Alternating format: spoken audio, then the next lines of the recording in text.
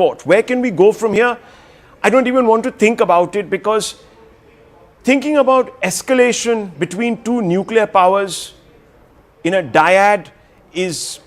nuclear dyad is not something that pleases anybody. But nuclear... It pushes you to the edge of Armageddon, closer. And of course, it only takes one silly mistake to inflict such a blow on humanity. But the point is, what we've done here is to tell Pakistan and all those generals who have been living in their patrician bungalows in Lahore, guys, you're going to have a sleepless night. You thought that you were insulated because you had these tin pot toys. Well, think about it twice. If we can strike 30 kilometers from your palatial bungalows, we can take out your biggest non-state actor. We can take out your biggest weapon, which is non-conventional, unconventional, which is the Lashkar-e-Toiba's headquarters. We can also hit you. So think twice. But, nuclear threat or the threat of this nuclear button cannot become a reason why we should suffer bleeding via 1,000 cuts. And I think that message has come across very, very clearly, that we'll go up the escalation ladder. Now it's up to you what you're going to do. But we did after the UPA. Yeah. You see, we did in 26-11. Unfortunately, we were so stilled by this threat, I think this nuclear blackmail. Bharat was very different, not just as a political leadership, but where we were financially, where we were economically, where we were geopolitically. It was a different situation. Last decade and a half, there's been a shift, there's a change. We have far more depth in terms of our reserves, far more depth in terms of our arsenal, far more depth or perhaps far more range or width in terms of our geopolitical reach out and also our global status and our positioning. So there are a lot of things, and we've also learnt lessons, Zaka. We've all of us have seen Balakot 2019 and how Bharat's response was then and how the swift retort happened, and Bharat was somewhere caught unawares, even though we defended ourselves well. But this time, and there was this whole thing about where is the message, where is the messaging, where is the information? A lot of things have been corrected this time around. Your thoughts first up on Operation Sindoor, because you are one of the first responders here at CNN News 18. So he's been doing, we're up at least 15 hours, we're not complaining about it, but he was one of the first to get into the studio. So let me ask you. What time did you get in exactly? 2 o'clock. 2 o'clock. 2 a.m. So 2 a.m. I was in at 3. But go ahead. I think just to take off from what Rahul was saying, what Modi has done, and Ambassador Kajju, when I was speaking to him in the afternoon, he came up with this theory. He said, this is the Modi doctrine. Now, what is the Modi doctrine? That if you hit innocent civilians, if there are terror attacks, and if you think you can get away with it, there is a cost to pay. So first with Uri, which of course was a hit on the brigade headquarters, then there was Pulwama, which was a hit on the CRPF Jawans, and now you had Pahalgam, in response to which you've had Operation Sindoor. With each of these, he has not just climbed the escalation ladder, but he's also hit further deeper inside Pakistan. So Uri, the response to Uri was surgical strikes across the LOC in Pakistan-occupied Kashmir. With Balakot, the strike was inside Khyber Pakhtunkhwa. It was deep inside Pakistan. And today, what the defense establishment has shown, what the armed forces have shown, is that we can hit Pakistan not just inside PoK, but deep inside Punjab. Hitting Pakistan inside Punjab, I know this might sound like a bit of an exaggeration. It's a bit like hitting New York City. I mean, Punjab is to Pakistan what New York City is to the United States. I mean, the reason why 9/11 is etched in everybody's minds and memories is, of course, one, because of the images of the plane, ramming into the World Trade Center, but also the fact that no one ever expected that there would be a terror attack in New York City. And that is the mindset or the mentality of the Pakistani generals, that we can have some skirmishes in Kashmir, they can hit Khyber Pakhtunkhwa, there'll be skirmishes across the Durand line, in the tribal areas and so on and so forth. Balochistan will face unrest. But Punjab is the heart, and they will do anything and everything to protect Punjab. So today, I think, look, there is the threat of escalation, there is the threat of retaliation. We have to be realistic about it. India has shown its offensive power, and I think it's commendable. Balakot was one strike, one time. Today, Operation Sindoor is 9 locations, 21 strikes, all simultaneous and all without crossing the line of control. I think that is a significant step up in terms of India's military prowess. And none of these strikes were detected by the air defense systems or by counter strikes from there. all of these strikes were successful. Now comes the hard part, which I think we all need to brace ourselves for, which we at least we need to be aware of it, and we need to be certainly prepared for it. Not just at the level of the armed forces, we need to be prepared for it at the level of civil society. We were talking about these mock drills that are happening right now across the country in these 240 odd districts. But look, from the Pakistan military's point of view, the objective is, this is like you've gone in there and you've cut off the nose of General Munir. If somebody has his nose cut, then he's spited. He's not necessarily thinking in a rational way. Right. And the Pakistan army is not exactly known for rationality. So the spectre or the prospect or the threat of an irrational response is very much real. Yes, again, the Pakistanis will also go back to the drawing board, and what is their objective? For India, the objective was to show that if you hit civilians and if you segregate people by religion, kill them indiscriminately, there is a cost to pay. Yeah. We will hit you at all your terror launchpads, terror infrastructure, terror headquarters, and we will do it with a degree of, for want of a better phrase, impunity. Now, what is the objective for Pakistan? And specifically, I keep saying this again and again, I said this in the morning as well, it will boil down to General Asim Munir. For him, this is like his nose has been cut off. Yeah. He has to demonstrate visibly that his army is not hollowed out. His army is not a Kokla army, as they say. So to that extent, what will he do, and are we prepared to defend against that? Well, for Asim Munir and the Pakistani rhetoric, very clearly they are trying to make it about religion. They are trying to say that mosques have been touched and trying to bring in the angle of civilians. But what the big play is that it's linked to mosque, linked to Islam. That's what it is. For Bharat, it is linked to terror infrastructure and attacking the terror infrastructure. So that's the variance in the narrative spinning around Shankar. And Asim Munir, if he is able to fuel this entire religion vitriol within him, within Pakistan, is someone may just give him a carte blanche to do something foolhardy. But frankly and practically, if you were to say, do you think the Pak army chief is caught in a bind? Damned if he does and damned if he doesn't. Yes, I think after what's happened, after Operation Sindoor. I think fundamentally there is a problem, and therefore the Pakistani state is trying to suggest that this was an attack on the Qaum. Nothing succeeds in Pakistan then Qaumi Ekta, as they say, bringing everybody together. Right now, Pakistan is splintered as a society. Yes, the overriding religion is Islam, but whether we like it or not, tribal loyalties and of course various sectarian loyalties are holding sway. So you have the Pashtuns, you have the Baloch, you have the Sindhis, you have the Punjabis, you then have the people in Kashmir, Pakistan-occupied Kashmir, all of them at variance. So he is trying to spin this narrative, and he did that even before, if you remember, positioning Pakistan as this culturally different beast, the original Muslim homeland in South Asia, in the hope that all these variegated, disparate parts were to come together. Now, after he's been hit, and after he's realized that perhaps his own credibility is at stake, the state is playing this card. Look, they've hit our mosques, they've hit the faithful, they've hit ordinary Muslims who are going about their lives, and we have to, as a society, now hit back at Hindu India. So he's trying, therefore, to win legitimacy. Look, a dictator is not there because either he has got there on merit or he has got there on support. He's got there through machinations. He's not supported by the people of Pakistan. Now he's creating a sort of narrative where the people of Pakistan organically swear their loyalty to him. And that's not going to happen easily. But having said that, as Zaka also says, the man has lost face. And the whole the shtick of the Pakistani army is that we are your defenders.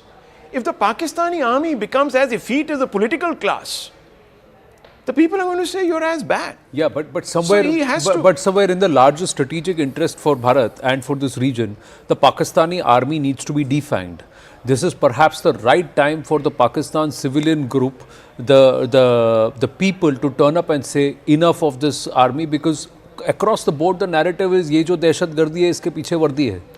So is it possible that someone like an Asim Munir gets ousted? Is it possible that there is an overturn and a churning that happens? I've seen Pakistani political history certainly since the late 80s. Every time there was a popular politician, remember Benazir Bhutto when she got elected first in the late 80s, was an extremely popular politician. Nawaz Sharif, when the coup happened against him in 1999, very, very popular.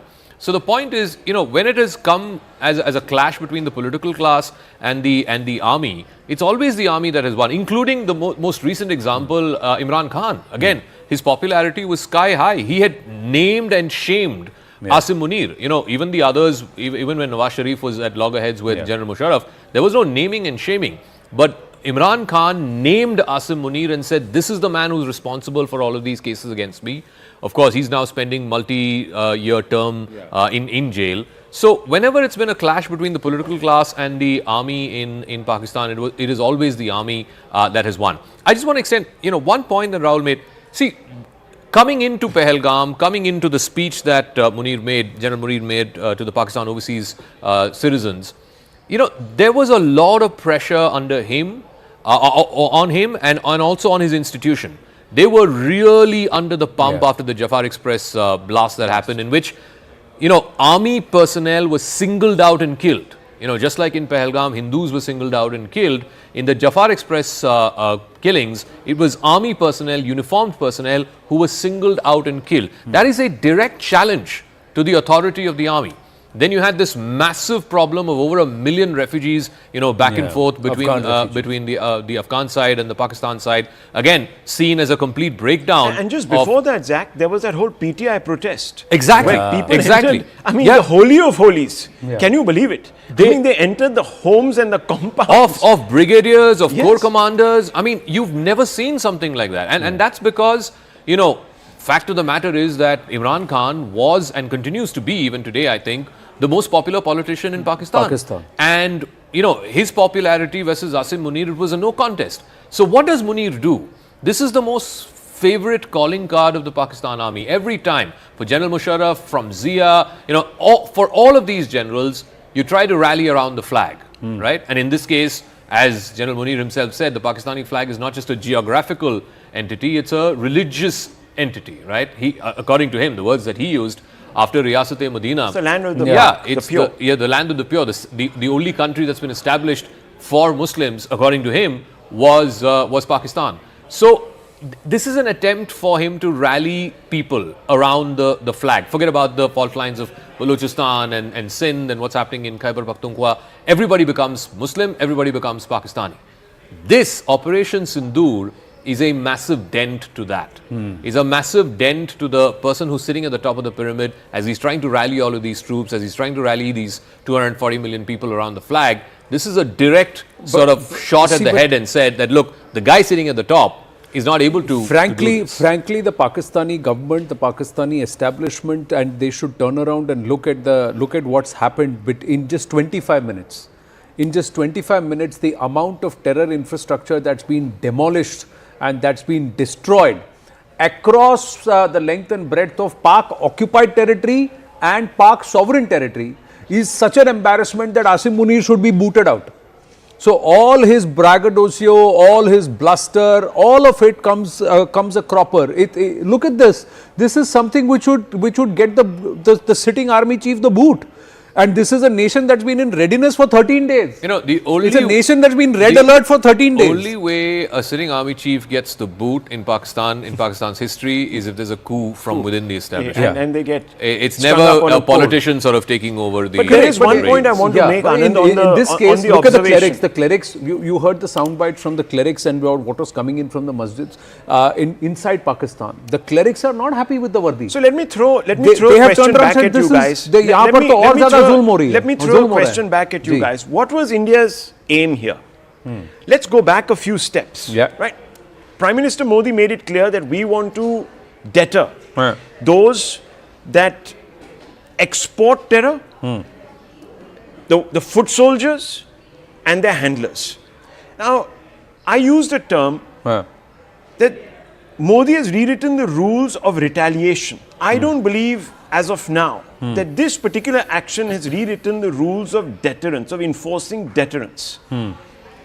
Why? Because we ourselves have said we made a distinction between the people who nurture this terror ecosystem and the terrorists.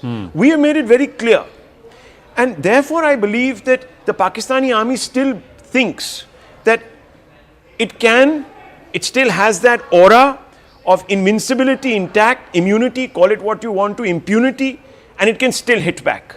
Had we also taken out a couple of military establishments or the deep state establishments, the ISI headquarters, I don't know, some brigade command headquarters like they struck in Uri, etc., maybe they would have suddenly woken up and said, oh, okay, this will have costs and it will be borne by us. Forget about the people, these expendables that we nurture in us. I don't know, what is your view? No, see, I'm just going by what's happened quickly, just bring this into conversation. There's been a National Assembly session in Pakistan. Speaker Sardar I.S. Sadiq. Now, this is what Shehbaz Sharif has actually said. He said a strong response has been given by the Pakistanis to Bharat. He's then said that the enemy tried to attack Pakistan under the cover of the night, but Pakistan army has responded to Bharat's wild attack and turned it into a Chandrat. So he's turning this entire embarrassment and this entire, so is he referring to the cross LOC ceasefire violation? He's trying to say all is well. He's trying to say Pakistan has done a fair job of defending itself. That's what he's telling the National Assembly. I think also if you go back to the meeting that happened, the National Security Committee, which is the highest security decision-making body in Pakistan, I think that statement basically said that the army has been given a free hand to respond at a time authorized and place of its free hand. choosing. See, there are three narratives there they pulled. One, they said that they've downed 5 of our aircraft, including UAVs. Second, they said it is civilians, including women and children, who've been killed. So that was the civilian aspect. The terrorists and terror centers suddenly became civilian establishment. And third is the fact that they said that the army has been authorized for a corresponding reaction or corresponding action to be taken. But from there, that was issued by the PMO. But from there, Shehbaz Sharif in the National General Assembly is saying women, children have been targeted, but we have given them a befitting response. Now, how do you read this? Well, is it a smokescreen where Pakistan political establishment is seen like playing it down, trying to de-escalate, saying "Humna kar liya, whatever we have done is our face saver"? Deal with this whole thing, right? I mean, this whole thing about what was the difference in 2019 and what is the difference now? The off-ramp that people keep talking about. In 2019, because of the circumstances and the eventual sort of, the falling down of Abhinandan Vartaman, wing commander. He fell into their lap. Literally. Yeah, and then, then the whole narrative had changed. So that became an off-ramp for both parties, and India did not want to escalate. The Pakistanis said that, look, we have one of your guys, and the priority was to try and get him back. So that became a sort of face saver, an honorable exit for both sides. Right now, let's say, hypothetically speaking, if the Pakistanis wanted to have an off-ramp and if they thought, the off-ramp is the way to go, they would have concocted some story and done a press conference and shown this kind of evidence that, look, these are the wreckaged mangles of the aircraft that we brought down. These are the Indian fighter jets. We've responded and we've retaliated in a satisfactory fashion, and they would have taken that off-ramp. The fact that they've not done that, DG ISPR press conference do not have any reference because both sides have confirmed, Zaka, that the international border was not breached. So both sides have said that if the mangles are there, then they can still make a show around it. At least if the intention was to use that as an off-ramp. The fact that they've not done that suggests to me that the people that we should be paying far more attention to are the guys in Rawalpindi, not so much the ones in Parliament, in the National Assembly in Islamabad. And Rawalpindi, so far, from whatever I saw of the DG ISPR's press conference, has also repeated that phrase, which I quoted from the NSE readout, which is that the army has been given the right to respond at a time and place of its choosing. Now, the point is this, that if you're Asim Munir and you're thinking, okay, here's a guy, here's your sworn enemy, here's the people, the very people you were referring to as fundamentally different from us just 2-3 weeks ago, coming and hitting you in your backyard, you have only two options. Either you take the off-ramp, create a bahana, create a drama, take that off-ramp if you don't want to escalate, or you have to escalate. I mean, that's just the only two options we have on the table. And if we look at on our side, what's happening, the BSF is on red alert, CAPF, all leaves have been cancelled. The Home Minister calls an urgent meeting of all the Chief Ministers, Chief Secretary, DGPs of states. All the border states. With border states with Pakistan and also Even in Nepal. Nepal. Also Nepal. So that meeting happens very clearly. The mock drills are on. There is a heightened level of preparedness in the border regions, especially they've been asked to evacuate civilians. Unfortunately, we've already lost 15 civilians as confirmed by the army. So that's a tough loss and that will hurt. So clearly there is going to be some reprisal. Either tonight, tomorrow morning or tomorrow night. In the next 24 to 36 hours, something's got to give. Now, what is that going to be?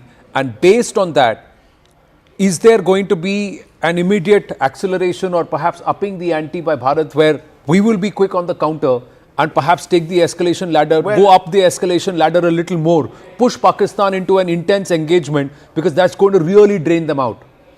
You see, Anand, you're right. But you know, there is one problem that Pakistan finds itself in. There can't be a like for like because there are no terror camps on this side of the border. So, and this is where the problem, the dilemma for India comes in.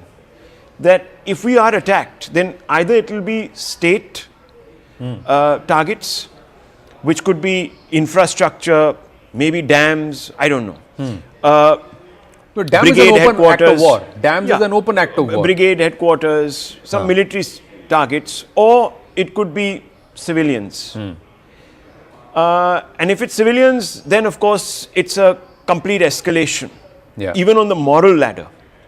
And that becomes legal ladder. I mean, legal, of course. I mean, that goes without saying. But even on the moral ladder, it becomes an untenable escalation. And India will have to then think of retaliating in the same mode. So Pakistan will probably factor that in. I think, if anything, and look, it's never good to second guess because we don't want to spread panic, etc. But it was interesting that the Home Minister called the Chief Minister of the state that also sort of borders Nepal.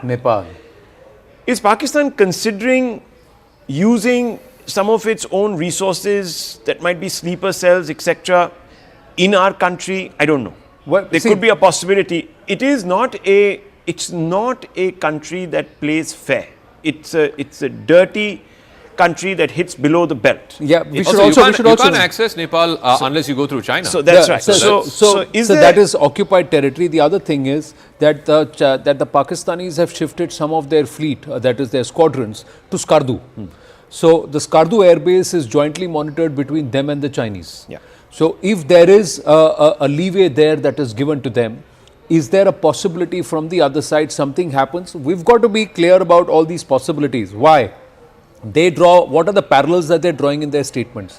They are saying mosque, mosque, mosque. So the parallel to that if mosques have been brought down, that means will they target a particular or possible mandir?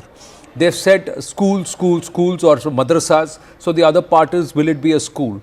The third most important part is, for the first time, they have been struck deep in Punjab across the IB.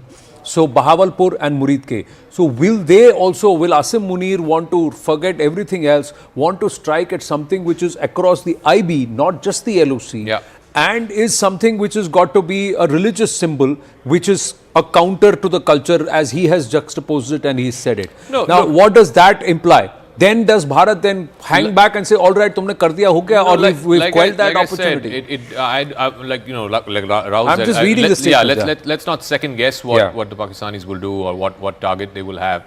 My fear is that the response from the Pakistani side will be driven more by irrationality. And I think that is a difficult thing to control because, how do you then get someone to see reason? If you look at the Indian Army statement, I was very, very impressed. The first statement that the ADGPR put out, the three sentences that stood out for me were, number one, this is non-escalatory. Number two, no military targets are being hit. And number three, all of this was from this side of the LOC. And no civilians. And no civilians targeted. Now, my point is, there was no need for the army to put those statements there. The signaling was clear from the Indian Army side that, look, if you choose not to retaliate, then we can finish this matter here.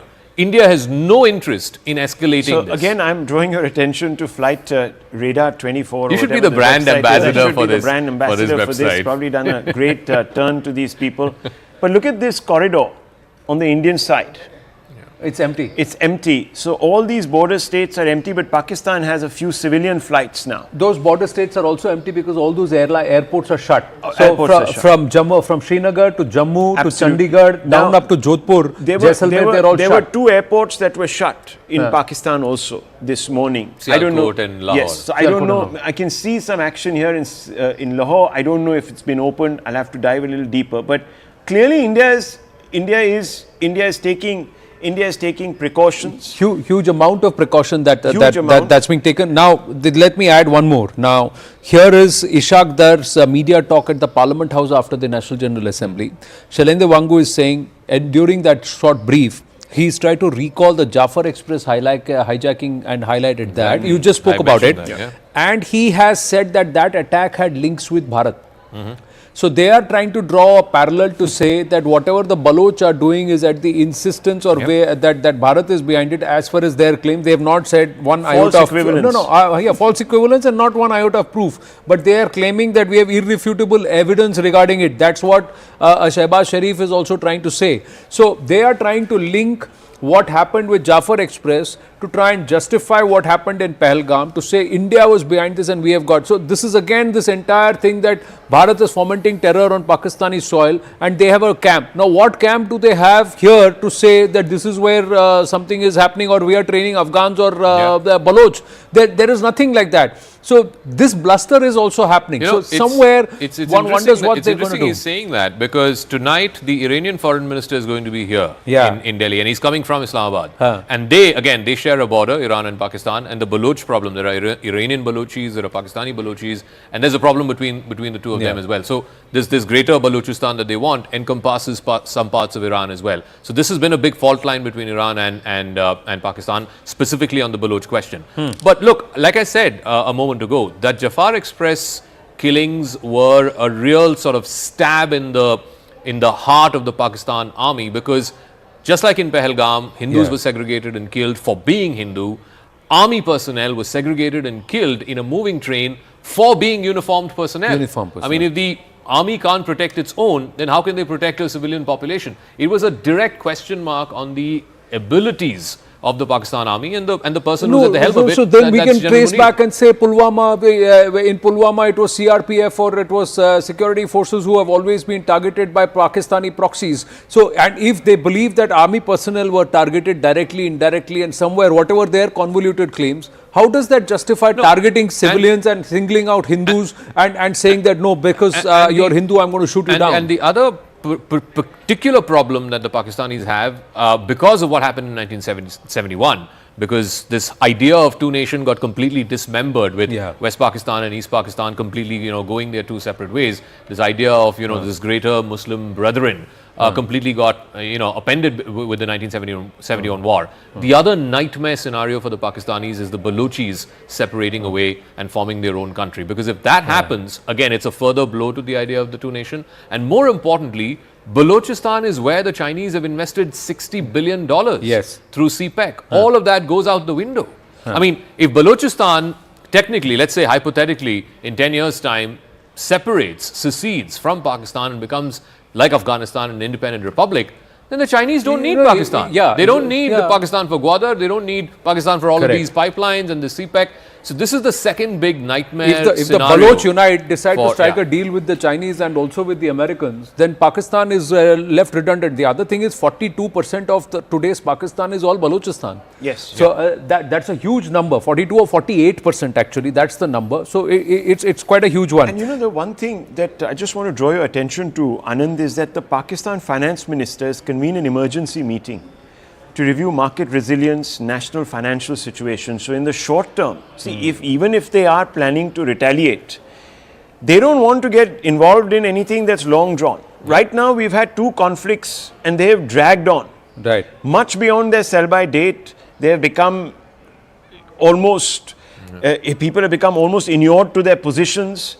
They have become quicksand. And the least that Pakistan can expect right now is to perhaps terminate this, maybe leave it for another day. But if they get into something in haste and they make a mistake, they'll get sucked in, and they're already bleeding. The Karachi Stock Exchange collapsed. Yeah, we got more news coming through. Just quickly, former Prime Minister of Britain, Rishi Sunak, has also tweeted saying no nation should have to accept terrorist attacks being launched against it from land controlled by another country. India is justified in striking terrorist infrastructure. There can be no impunity for terrorists. I hope he meant immunity for terrorists, but that's what he said. But we got more news coming through. A mega exclusive. Manoj Kumar Gupta getting us these details. Pak Army has shown its loyalty to Lashkar and Jaish. Top government sources say Pak Prime Minister's statement and directions to the army itself is clear indication that they are the biggest supporters of these jihadi groups. Large number of police and army personnel attended the funerals and namaz-e-janaza of the killed jihadis. Can we blow up that picture? Let's go full frame on those the pictures visual if we that's can. there. Some people are saying the guy who's leading the prayer is Hafiz Saeed. I'm not sure. I can't verify. He's not. But look at the number of army uniformed personnel who are there at the funeral of these slain terrorists. Yeah. And then they say, the state has nothing to do with these non-state I think there is a minister, there is a politician also standing there. The local minister is there. Some believe the guy in the cap there at the last looks like this one, Syed Salahuddin, but that's not true. They all look similar. This is an official... It's like a state funeral. Yeah, it looks almost like a state funeral. Why? I mean, the flag of Pakistan for a bunch of... I mean, unless this person was an ex-army officer or was a Fauji who got killed, but I don't think... No, ex-Fauji turned jihadi. That's a possibility. That's a big possibility. And this is army. There is also police which is there. Some of the rangers were available. Different uniforms which can be seen. And how is it? Akash is with us. Akash, so government sources very clearly showing the number of people who have turned up for this. They are wearing their uniform and coming. So these terror tanzeems having open state backing, what bigger proof than this? Right, and these pictures are somewhere showing, a deep, systematic and, old connection, in fact, between the government and the Pakistani army and these groups. Remember, Pakistan has always said that, they have nothing to do with the terrorism, and in fact, they are the victim of terrorism. But these pictures are somewhere showcasing that how, in fact, their army personnel, in fact, the officers, senior officers, Anand, there you have star officers, in fact. These star officers are taking part in this funeral. In fact, at a time when India has given evidences that how we have destroyed, these camps where these terrorists were getting training, they were recruiting, youth to, work against India. At such a time, these pictures are actually showing the sort of connection that, in fact, the international community, should look at. Right. This is something that India has highlighted always, and this information is basically by our investigation editor, Manoj Gupta, who is, in fact, who has, in fact, got us these photos and videos where these army officials from Pakistan are very much taking part in this funeral. Right. Now, Bharat has said we dropped 21 packages across 9 targets, across 9 locations out of, so that's what we are given to understand. The Pakistanis are claiming that there were 80 Bharatiya jets and they have downed 5 jets that include 3 Rafales. So these are the claims that the Pakistanis are making. They can make their claims. We'll go by what the government has said so far. They've said there has been no loss and everything has gone according to plan. That's the word that's come in officially. We'll wait for anything to the counter. But Zaka, diplomatically, there is an overdrive.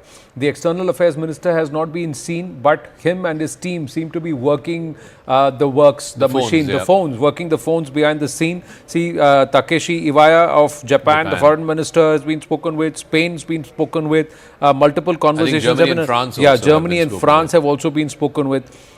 Your thoughts on this? Look, I think one huge challenge for India would be to manage the diplomatic fallout. You heard the comments from Donald Trump yesterday. I wish we can play that soundbite again. He took a very, almost wishy-washy position. It's the problem that's been going on for over 1,000 years. I trust them to sort it out, so on and so forth. Secretary Rubio spoke to both National Security Advisor Doval as well as to the National Security Advisor Asim Malik of Pakistan. He's also asking for, calmer sort of tempers, as it were, and to try and move towards a quick, peaceful resolution. So the Americans are saying that, look, we have no interest in escalating the situation. Same's the case with the Europeans. I think the important conversations also that the External Affairs Ministry officials as well as NSA office officials have had are also with the Saudis and with the Emiratis and also the Qataris. I think and Chinese. Yeah, and with the Chinese as well, with Wang Yi. So, ensuring that all the sort of blocks are spoken to and they need to understand why India has taken this decision, why India has taken this coercive action, and to be able to sort of convince them that, look, we have no interest in escalating. We have done what we needed to do. This is in retaliation to killing of our civilians. And from the statement of the Indian Army, the very first statement of the Indian Army, it's very clear that India does not want to, and India is not interested in climbing the escalation ladder. Yeah. But if the other party chooses to, then we'll have no option but to follow But suit. I think fundamentally... Just on this part, just note this to the viewers and to you. The NSC statement talked about corresponding action. Yes. But Shehbaz Sharif has not spoken about corresponding action. He's not talked about retaliation when he spoke in the assembly. In the NSC, they did talk about corresponding action, but in those 2 hours that the NSC statement came, and has something changed? That's the question. The that key, remains. I think, to what Pakistan does next, and there have been today again conversations between the Chinese ambassador and the leadership, I think are in Beijing really. I think Beijing will dictate the agenda. Beijing is reveling in this. Let me be honest, we've been hyphenated once again with Pakistan, something that we were shunning. We had emerged much beyond. Pakistan has been now able to internationalize this entire issue. It is, Zach, you were telling me, most international outfits are focused on this story, news outlets, etc. So this is something that we don't want. And if you remember, the Prime Minister, when he spoke, he didn't even refer to this whole thing. His public speech today was about Viksit Bharat, where India is going to be the fulcrum for India. He has charted, it's spinning on a development Viksit Bharat fulcrum. We have already exited the orbit that Pakistan resides in. We see ourselves as a power that furthering the cause of humanity. He's talking about space exploration, pushing the frontiers of discovery and innovation further. He's not even referring to this. So clearly he's very keen that we've done what we had to do. We've given a very rational explanation. We've taken the trouble of presenting evidence and of course proof that we've only struck terror targets that Pakistan should not be crying about, because they themselves said these were uncontrolled non-state actors and we are victims of terror. So here we have done some of their dirty work for them. We've helped them out here. So please let bygones be bygones. Let's move on. We've got a lot of other work to do. See, another point is it being highlighted that we have, and I think multiple leaders, Rajnath Singh also said, we struck at the terror infrastructure. Yeah. So this infrastructure aspect, rather than having a high body count and focusing on the infrastructure, that we are demolishing the infrastructure that breeds these people, that focus, will that somehow also be pushed very strongly, saying that we didn't go there to kill human lives or take human lives, but we went there to demolish infrastructure that is radicalizing human beings. That narrative, and that we have been the victim of this. So this victim card, are we playing it well? The Pakistanis played very well. Are we playing that well? The 2 big ones that were hit were Murid K and Bahawalpur, right? Murid K for the Lashkar-e-Taiba and Bahawalpur for the Jaish-e-Mohammed. Now, the people who matter in these 2 terror organizations were already probably, hushed out. Right. Probably, days before this Operation Sindoor unfolded. But the problem that happened is, because particularly in the case of Bahawalpur and even in the case of Murid K actually, it is bang in the middle of a mass infestation of people. So if we're going to hit that compound, and as you've been saying, it's an 18-20 acre compound, you're going to have some collateral damage. Correct. And that collateral damage was visible. I mean, what are these funerals for? I mean, it is for dead people at the end of the day. So the point is, India now needs to manage the fallout of this, both international perception, which is hugely important, and also manage whatever potential military backlash or fallout there could be, or retaliation there could be from the Pakistani side. In fact, the counter pounding and shelling by the Pakistanis, the body count at our end, unfortunately, is higher than what the official numbers claimed by the Pakistanis based on the strikes are by the armed forces, the Indian armed forces. See, but that's 43 people injured, 15 people killed. But that I think there is a further retribution that is demanded now. That is a cost that I think they factored in. I think the ceasefire violation deaths that have happened, unfortunately, and very, very unfortunately, but I think in the escalation ladder, that is a cost that they have factored in. What would prompt India, from India's point of view, what would force India's hand to climb back up on the escalation ladder is if they start scrambling jets and if newer targets are hit. That would change India's calculus. It's not okay for Pakistanis to kill civilians. If they have a problem claiming that terrorists are civilians, then civilians are civilians and they have got nothing to do, right? Innocent, so, yeah. And they are that's what innocent. the statement and is you saying. killed 26 there in Pahalgam and now another 15 have been killed. How can Bharat come climb down the escalation ladder when Pakistan continues to push the buttons? This cannot be kosher. There is a story that, India can take to the world and say, listen, they've killed another 15 of our civilians, what do I do? They've hurt another 43. There are children and women here. So aren't they women and children? Don't they deserve to live? Aren't they people who have died? Aren't they civilians? And what is Pakistani army covering itself in glory for? We are the victims here. Again, after Pahalgam, again victims along the LOC. We didn't start the firing, you did. These are things that we can go out and but India claim has and found say itself very lacking, aggressively. I have to say, in competing with Pakistan's ability to project themselves as a victim. This has happened time after time. Pakistan sells this story successfully. I don't know why and how it manages to, that it is a victim. That India is this bigger power that is straining at the leash. It takes exception to stuff that the Pakistani state doesn't even know that it has done, supposedly. There's never ever any proof. And we take the flak for it. So I think this is where we are somehow messing up. And there was a commentator in the morning. I think it was Sushant Sareen, if I'm not mistaken. And he made a good point actually. He said that India needs to, like Israel did. They had to manage perception. The Hamas was wrapping up dead bodies and saying that kids have been killed, schools have been attacked. They were playing pretty much the Pakistan game. Some of it was obviously true. A lot of it turned out to be fake news. But that sort of overwhelmed the news cycle. The sight of civilian deaths. When is the sight of our civilian deaths overwhelming any news cycle? Anywhere in the world? Why isn't our government going out and saying that our innocents have been killed once again? Yeah. Defending whom? No, but again, Rahul, I come back to the point. I think that is a factor that's been calculated in the Indian calculation as far as whether to escalate or not. That's been factored in. And secondly, I'm coming back to, look, there is a calculus, right? There is a wargaming that's been done. Yeah, but that doesn't mean that you don't make a Yeah. virtue but out of the victims. No, I think it's you also, need to go out there. Yes, it's factored in. Yeah. But it's not a proportionate That's response. not for the world to know. We That's kill not terrorists, for the they kill enemy us to know. civilians. That's the enemy has to see, the world has to see but only it is broken limbs, hurt people, and this is It what is- the Pakistanis are doing to our civilians. I think it is part of your strategic response calculus. So my point is, what will change that? What will force India to go from saying this morning, as they did, we've taken a non-escalatory step, from going from there to going back to on the escalation ladder? I think that will have to be then precipitative action that the Pakistani military takes, which would affect possibly, outside of Kashmir. Are we reading this wrong? I want to ask you, Zach, are we reading this wrong? Was this the only strike that India is thinking of conducting? Could there be more? Well, if the Pakistanis don't react, then I think India is this the India's unbearable clearly punishment? I'm now holding up the Prime Minister's words, for scrutiny. He promised unbearable punishment.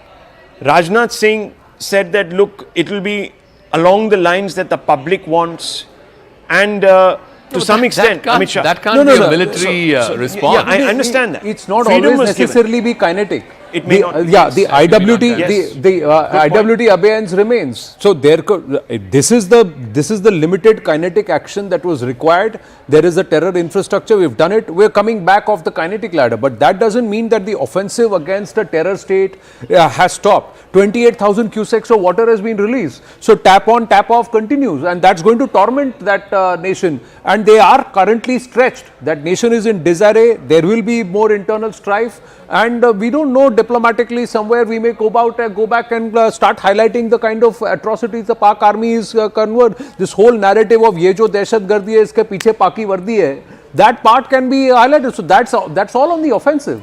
Trying to isolate Pakistan diplomatically, block the IMF billion aid, get it back on the FATF grey list. These are all offensive moves which Bharat need not deter from or take a leg back from. I wish it would be more public. I'm sure, and we've been seeing a flotilla of diplomats being summoned to South Block, and I'm sure the EAM is meeting them and giving them Yeah, the permanent members have been... That's the news, that 13 UNSC members have been briefed by the Foreign Secretary. 22nd April attack was escalation for us. TRF was underlined, how Pakistan brought out TRF's name. That shows some nefarious motive of Pakistan. Pak realized after 2 days that they have to shield TRF, and even TRF then denied the involvement. So they've outlined that entire sequence. Our response measured and non-escalatory. We targeted only terrorist infrastructure. See, again, very clearly, we are not even saying we targeted terrorists. We are saying we targeted the infrastructure.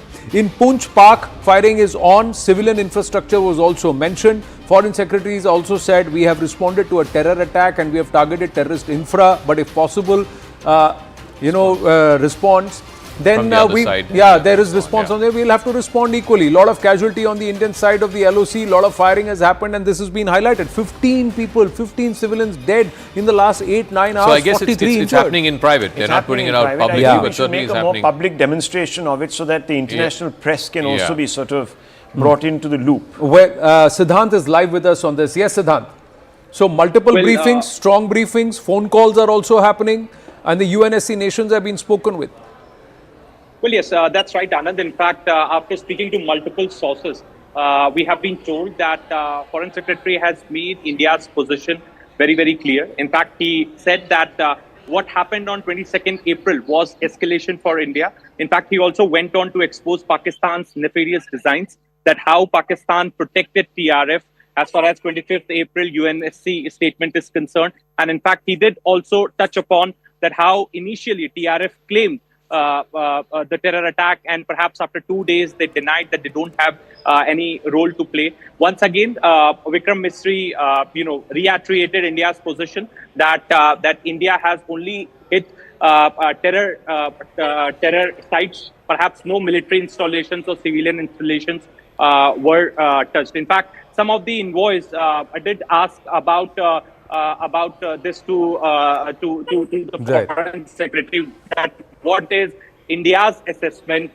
as far as Pakistan's response is concerned. To which again Foreign Secretary reiterated that India's position is very clear, that India has hit the terror camps, not the civilian areas or not the military areas. So if in case tomorrow Pakistan retaliates or perhaps hits back, then that would be civilian areas in India, because India doesn't have terror camps. Also, we have been told that UK High Commissioner raised this issue, that whether India only targeted mosques, to which Foreign Secretary said that we targeted markers. Now, markers is a complex. Now, complex has playing area, worship area and other areas. So maybe taking a hit, mosque could also have got damaged. But particularly mosque or any religious sites were not targeted by the Indian forces. Why isn't the UK asking the Pakistanis that were you running terror camps and terror bases and having swimming pools and tennis courts behind a mosque? So how is that okay, and what is the logic behind that? So there is a difference between a markaz and a mosque. A mosque can be part of a markaz, but a markaz is not necessarily a mosque. Thank you for that, Siddhant. Gents, thank you very, very much. The coverage continues. Zaka is there on with a special broadcast as we continue with our coverage on Operation Sindoor. Stay with us.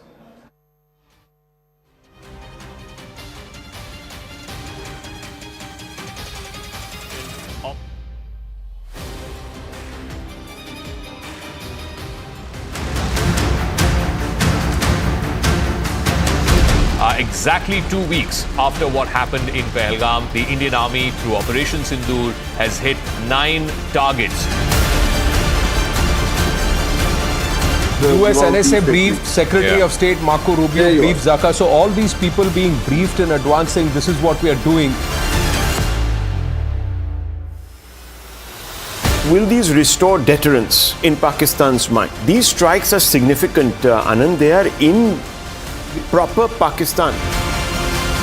What is the thinking right now in GHQ in Rawalpindi? What is the thinking of Asim Munir? This is a direct hit at his authority, the authority of the Pakistan Army. They are saying that India attacked us, remaining within their boundaries. So they have confirmed that, no jets who are there in the Pakistani airspace.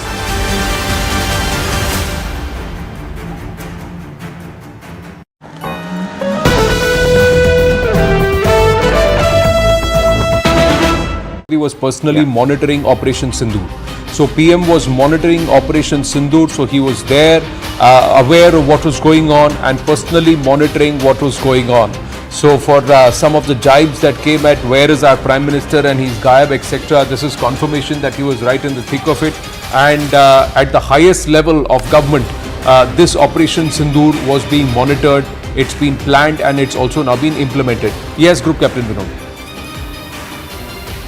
Great point. So let me quickly finish about this loitering munition. Most of the loitering munition today has the capability to go up without any target.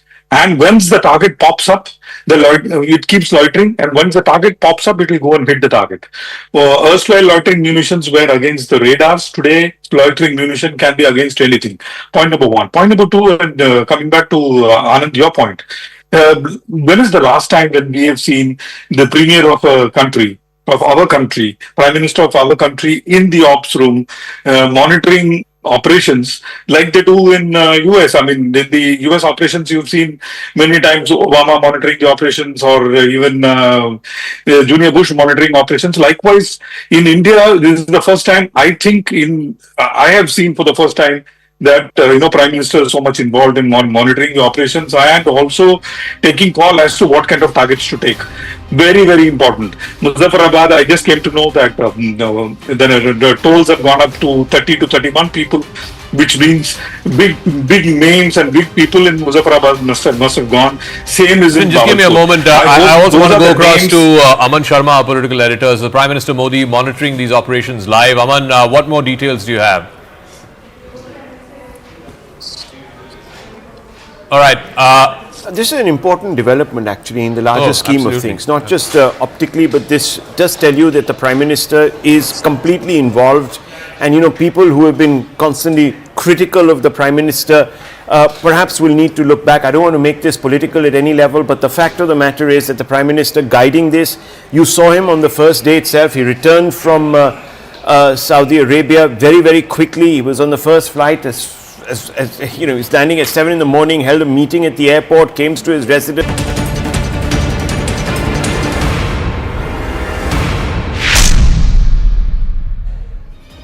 Viewers, welcome to CNN News 18's rolling coverage of the biggest news story of the year, quite easily. India avenges Pahalgam. 9 targets eviscerated in Pakistan. All of them, of course, are terror targets, i.e. the factories that produce the terrorists that bleed India through 1,000 cuts. India has been very, very clear from very much the first blow, which was struck between 1 and 1:30 in the morning. Viewers, most of us were woken up from our sleep to be confronted by these scenes of 9 strikes, several munitions, hovering munitions that homed in on their targets and created the devastation that you're seeing on your screens.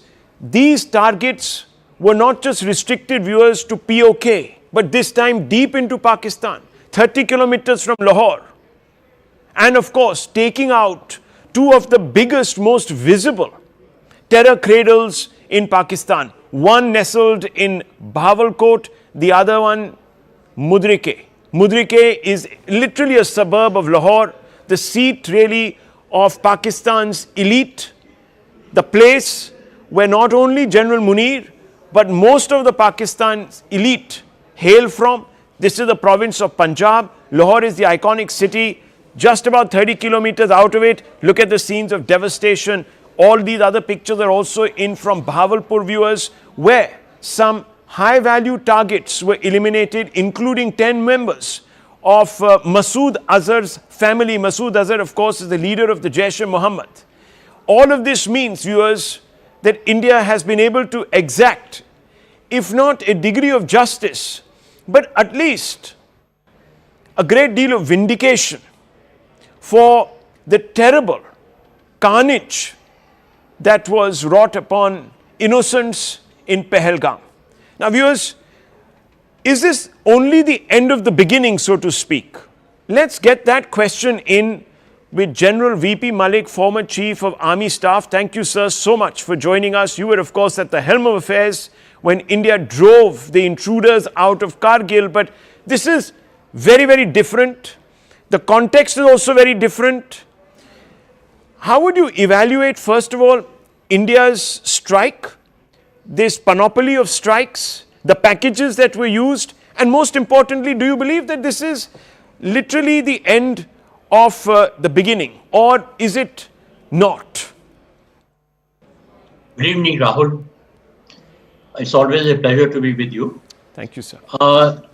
This strike, there has been a paradigm shift from our earlier proactive actions that we took.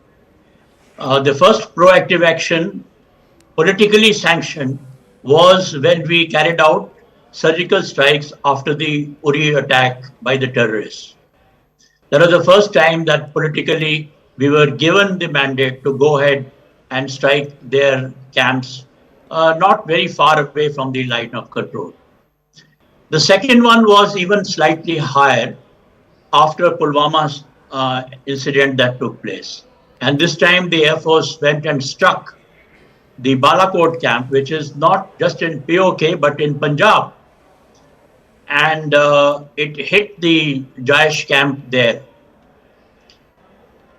So this time, when we thought that Pakistani terrorists and their sponsors had crossed the red line, it had to be a much harsher response. And that is what happened this time. We started off with whole of the nation approach, in which we started off with diplomatic and economic activities. We stopped their water, and we told them that we are now suspending the Indus Water Treaty, which is a very major step that is being taken. It has been considered so many times earlier, but this step was never taken earlier. And this time, we had the courage to take that step. And of course, here I mean political courage that we had. The other thing, as far as the strike is concerned, now this time we have taken on all the camps of both Daesh as well as Lashkar, not only in PoK, but also in Punjab. As you know, we have struck Bhavalpur, we have struck Muridke, which is close to Lahore, and we have also struck another camp in Sialkot. And we have used the newer weapons that are available with us, the technology that is available with the services. We have made full use of that.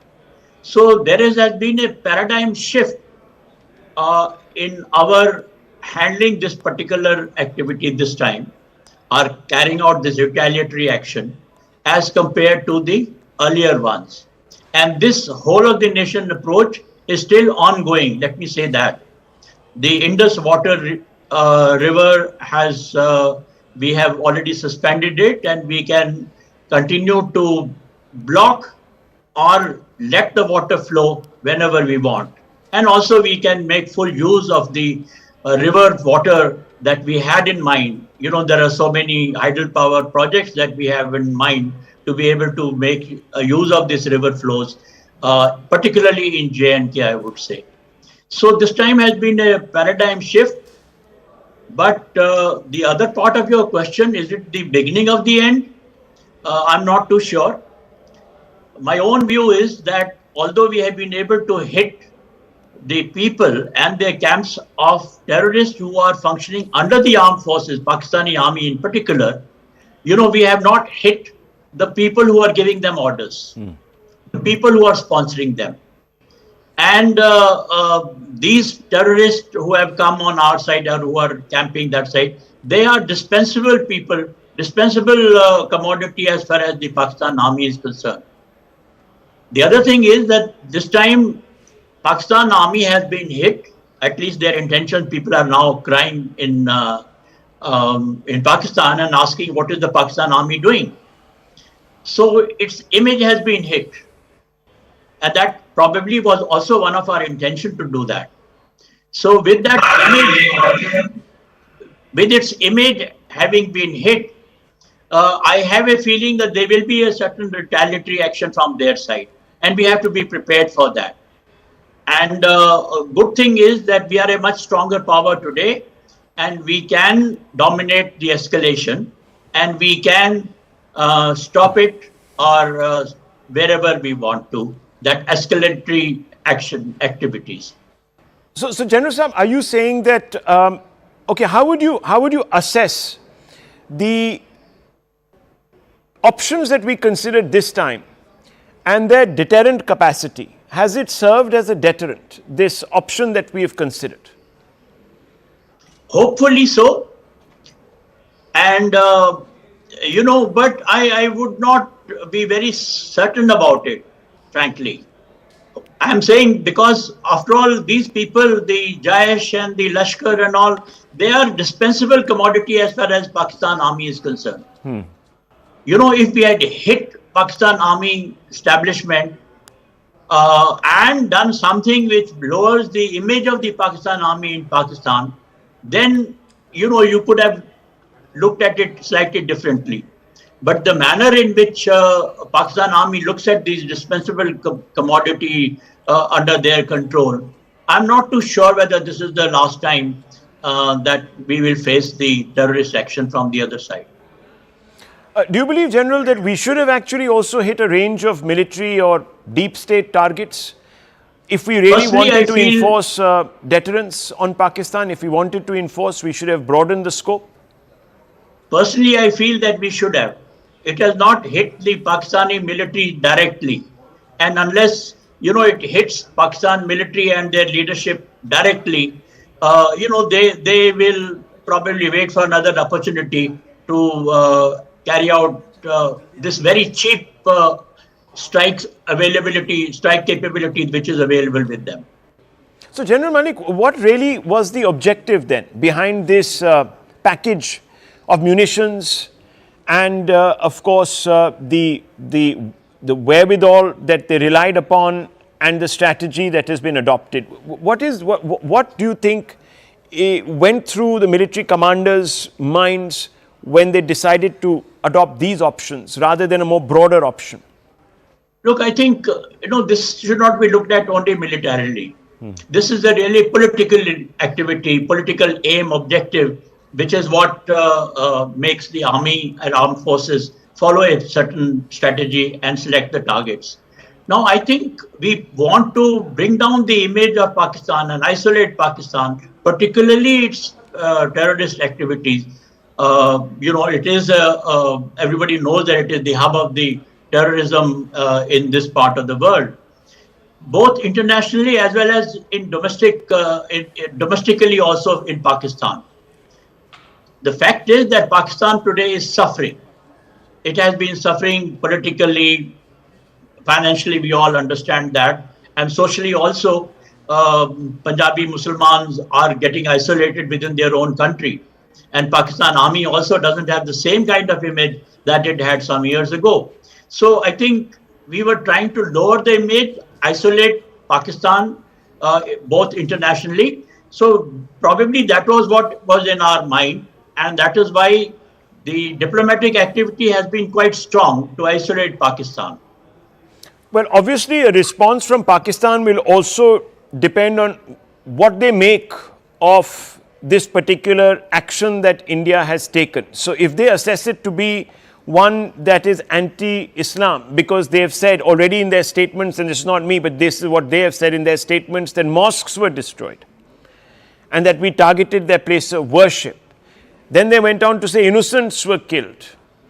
So Muslims were targeted, innocent Muslims were targeted. Then they went on to say that these strikes were unprovoked, that India is playing aggressor. If one were to incorporate these assessments that Pakistan has made, then on the basis of that, how do you see them responding? Is it going to be like for like? Are they going to go after, for example, religious sites in India? Are they going to target civilians? What do you think? I think for that, you have to understand the mindset of the Pakistani military leadership today. And we all understand, we all know that after the kind of speeches that Asim Munir has made recently, what kind of a mindset he has. He is a madrasa-educated person who believes in two-nation theory. The rest of Pakistan or rest of the world may not believe in it, but he does that. And he is also a radicalized Islamist. There is absolutely no doubt about it, the kind of speeches that he has been making lately. So when you look at that, I won't be surprised that they make another effort in this direction. And they may again target somewhere and try and divide Hindus, Muslims, as they have done in Pahalgam and elsewhere also. So this kind of terrorist strike, I won't rule it out. I'm not saying that it may happen tomorrow or day after tomorrow. I think for some time that deterrent will work. But then as long as people like Munir are in power and dominating not only the military but also the Pakistan polity, you should not rule out that kind of action from their side. Well, General Malik, let's just hope that better sense prevails. Of course, we'll be talking to you over the next few days. We'll obviously value your insights and do please make time for us. We're going to now terminate this interview. Thank you very much, sir. Run out of time. Let's listen in to some reactions that are coming in, important ones, on this particular evolving story. जब तक आतंकवाद खत्म ना हो, इस तरह की घटनाएं खत्म ना हो, तब तक मात्र मैं नहीं कहूंगा कि भाई भारत सरकार पूरे वर्ल्ड को ही इसके अगेंस्ट खड़ा होकर के और इनको नेस्ता नाबूद कर देना चाहिए. Definitely a lot of justice is there because the army people and air force people, they have done a lot of work and they have attacked the 9 terrorist hideouts and they killed them. That's a good news for all the people of India because hereafter there may not be any terrorists attacking Indian people. हमको लगता है complete होना चाहिए. बार बार ये terrorist attack आज पहले बार visit मतलब जो पीओके में हुआ है हमेशा ही होते रहता है. ये जंग मतलब ये जो टेररिस्ट लोग को पूरा ख़त्म करना चाहिए.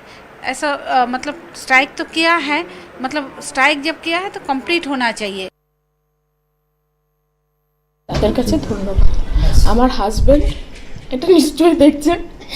আর যে অপারেশন সিঁদুর লিখেছে আমার আজকে সিঁদুর তারা কেড়ে নিয়েছে. ভগবান আমার হাজবেন্ডকে শান্তি দিই আর ভবিষ্যতে যাতে কারোর কপালে সিঁদুর না যায় এটাই গভর্নমেন্টের কাছে আমার रिक्वेस्ट. और किसी इतना ही बोलूँगा कि ये इकलौती कार्रवाई नहीं होनी चाहिए. ऐसे कंटिन्यू अटैक्स उन पे होने चाहिए तभी वो मतलब वो सुधरने वालों में से तो है नहीं क्योंकि पहली 2 बार भी हमने उन पे अटैक किया था, मतलब रिप्लाई दिया था, खुद से अटैक नहीं किया था. तो तभी भी उन्होंने हिम्मत करी तीसरी बार अटैक करने की. तो इस बार उन पे ऐसा अटैक होना चाहिए कि चौथा अटैक करने के लिए वो बचना ही नहीं चाहिए, तभी कुछ होगा. आज मोदी जी ने और जितने भी लोग इस ऑपरेशन में इन्वॉल्व हैं, हमारी आर्म फोर्सेस ने आज कहीं ना कहीं उन 26 लोगों की फैमिलीज को दिखा दिया है कि हम आपका बदला पर्सनल लेवल पे हम आपके लिए खड़े होके बदला लेके वापस आए. So India and Pakistan on the edge of a precipice. India has carried out Operation Sindoor, in which 9 different locations have been hit, 21 strikes over a period of 25 minutes. India has indicated it does not want to or is interested in escalating further. The question is, how will Pakistan respond? Will it choose to take the off-ramp or will it escalate further? And if that happens, then how does India respond? Are we now on the brink of possibly an all-out war between these two nuclear-armed neighbors? Christine Fair is an American political scientist, professor with the Georgetown University, is an expert on Kashmir and Pakistan. Thank you very much, ma'am, for speaking with us here on CNN News 18. First things first, what do you make of Operation Sindoor, which was launched in the wee hours of this morning on the 7th of May by the Indian Armed Forces? They have said that they've hit 9 different locations from Muzaffarabad in the north to Muridke and to Bahawalpur, which are the headquarters of the Lashkar-e-Taiba and the Jaish-e-Mohammed. What do you make of the operation and the action that the Indian Armed Forces have taken? So I think it's a really important note that the Indians have really escalated by targeting Muridke and Bahawalpur, which are in the Punjab. I think, as all of your viewers know, the Punjab is pretty much the heartland of Pakistan. It's certainly the heartland of the Pakistan Army. And so when you talk about will Pakistan take the off-ramp, well, right now there is no off-ramp. The Pakistan Army has been put into a position where it's going to have to retaliate. And then once that retaliation takes place, it depends on how Pakistan's going to retaliate. But a retaliation is most certain to happen. I think at the strategic level, no matter how important these attacks are, and I certainly believe them to be important, the strategic level, it doesn't change Pakistan's calculus. And so, going to some of the things that former Army Chief Vaid Malik had to say, we've seen this rodeo before. We saw it at Pulwama, right? A pretty sharp conflict crisis. There was an off-ramp. Normalcy returned to the valley for several years. But if you know the Pakistan Army, you know that the Pakistan Army is an insurgent army. The Pakistan Army's goal is not to defeat India. It knows that it can't. The Pakistan Army's goal is to show that it has not been deterred by India. And how it does this, unfortunately, is by episodically conducting strategic terrorist attacks in Kashmir or sometimes in India as well. It's interesting elsewhere in India. I don't mean to imply that Kashmir is not a part of India. Yeah. That wasn't my intention. I just want to go to the part where you said this is the first time that India has hit Punjab proper, whether it's Bahawalpur or Muridke, and that, as you said, is the heart, the very heart of the Pakistan military establishment. Why is that such a, crossing a red line in your view? I don't think it's necessarily crossing a red line, but it definitely means that looking for an immediate off-ramp is not going to be something that the Pakistan Army is going to be interested in. We also have to remember that this particular Pakistan Army at this juncture in time is really waning in popular support. Many Pakistanis have soured on the institution because of its treatment of Imran Khan. In fact, one may even say that maybe the timing of this attack in Pahalgam was precisely to generate a conflict wherein Pakistani support for the army would be shored up.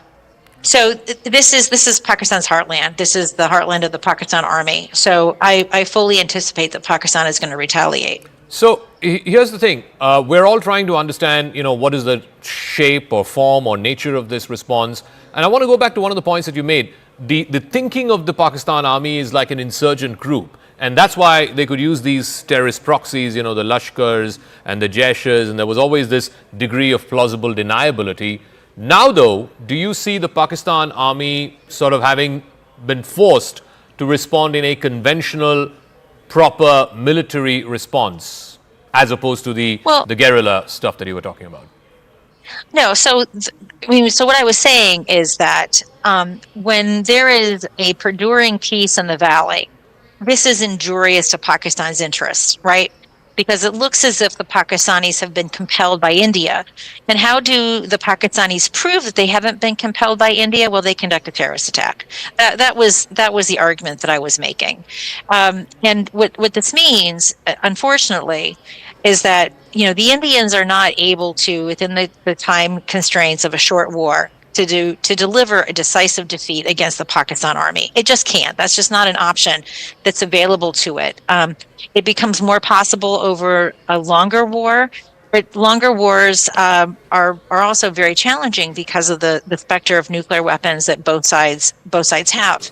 So unfortunately, as important as these strikes are, it isn't going to change the strategic calculus of the Pakistan Army.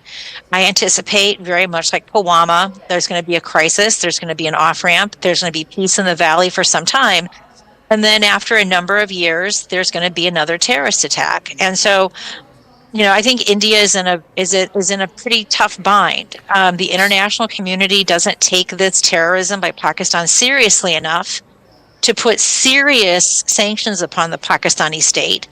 And the reason why Pakistan absconds every time is because of its nuclear weapons. Everyone is too afraid to do something catastrophic to Pakistan, the results of which might be Pakistani failure. Now, I, for one, reject those doomsday scenarios. I think we need to be very coercive towards Pakistan, but it's never going to happen. And so that puts India in this situation of every so many years having to mow the Pakistani terrorist lawn. And this is where we are. No, what you're talking about is this pattern of, there's a terror attack and then there's punitive action. After a few years, there's again another terror attack and then there is further punitive action. What I'm interested in knowing, and I guess our viewers, the greatest curiosity right now, the greatest interest is in knowing what is going to happen in the next 2 or 3 days. If you were thinking like Asim Munir is thinking, what would he do? Well, I can't think like Asa Munir for a variety of reasons. I mean, as a phrase, as an expression. No, I mean, and so that's not really my strong suit. My strong suit isn't playing armchair quarterback of what Pakistan is going to do in response. What Pakistan has said it's going to do is that Pakistan is going to respond by targeting those military bases from which assets were used to hit Pakistan. I mean, now, I don't go around taking Pakistan at its word, so I don't think you should either. But I'm not in a position to propose what Pakistani targeting might look like. But let's just for a moment, assume that argument happens. Because look, India is very clear in the statements that it put out. It drew a very, very fine distinction. It said no military targets have been hit. It is only terror and terror infrastructure. If Pakistan were to retaliate, it would have to cook up that these are the places where India is fomenting, Baloch terror or whatever it is that they want to cook up, or they have to hit military targets, like you said. And if they do hit military targets, where does that leave India? Does that leave India with no other option but to climb the escalation ladder? So, I mean, so that's the concern with these kinds of operations. And when India decided that it was going to launch strikes against targets in the Punjab, this was obviously a risk that India is willing to take. So, right now, it's not evident what is going to be the de-escalation off-ramp. It's not clear right now because we haven't seen what Pakistan has done.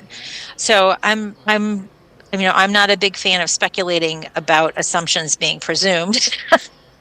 Okay. So I'm gonna demur from answering that question. You did say earlier that the international community has not quite confronted Pakistan and said that you can't do this whole double game of just sending these terror proxies every once in a while and creating these terror attacks. What about Trump though? He has pitched himself as the anti-war president. Famously on the campaign, he kept saying again and again in his first term, not a single war started, and he already has 2 wars that he's hoping to end in the next 4 years. And they are very difficult to end, as he's discovering now in office in his second term. Does he want to see a 3rd war start on his watch?